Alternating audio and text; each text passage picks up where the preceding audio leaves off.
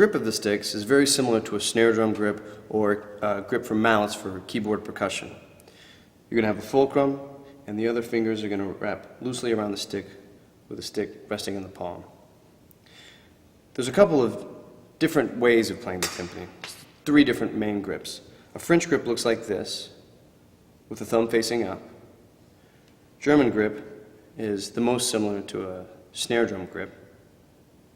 And the American grip is somewhere in between. For the basic stroke on the timpani, it's not so dissimilar from a basic stroke on a snare drum.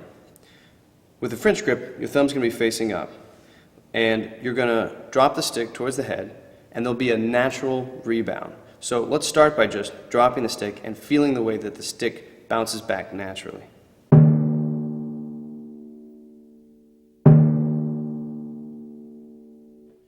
You'll feel that the head sort of throws the stick back at you.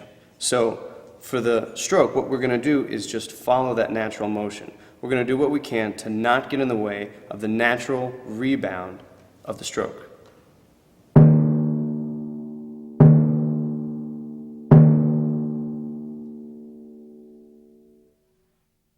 This will help get the full resonance of sound that we need when we're playing the timpani. What we don't want to do is in any way impede the natural motion of the stick. So we don't want to squeeze our grip at all. We don't want there to be any tightness.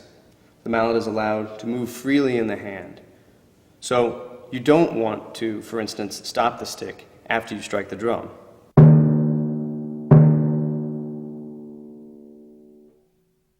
Instead, feel that natural rebound and just let the stick come back to you.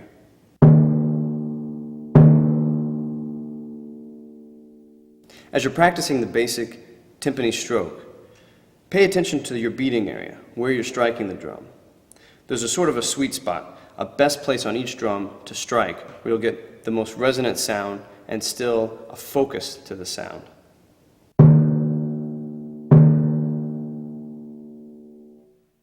The spot is slightly different on each drum.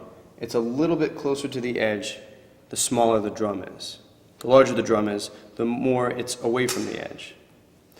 Now, as you're practicing this basic stroke, notice that if you play too close to the edge, the sound is very thin.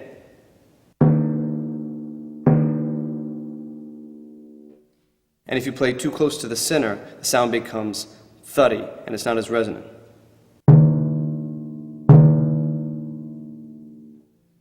When you find the right spot, the drum should really sing. It should be very resonant.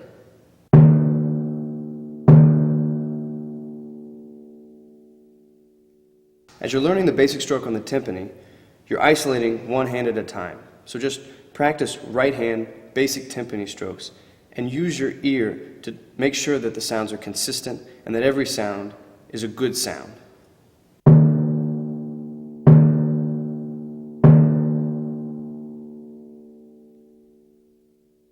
As you're learning the basic stroke on the timpani, start off by isolating the hands. So play basic timpani strokes with the right hand, really listening for any inconsistencies, and then try the same with the left hand.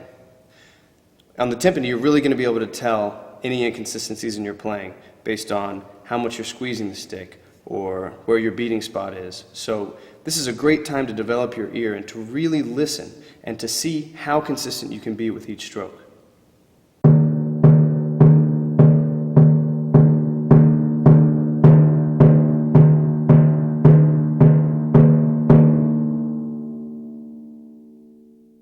When you're comfortable with the basic timpani stroke with the hands isolated, then you can try putting the hands together and alternating the strokes.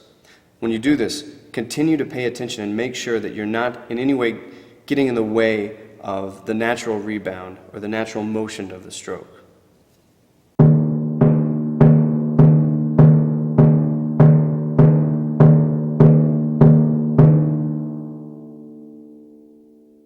As you're playing alternating strokes on the timpani, pay careful attention to your beating spot.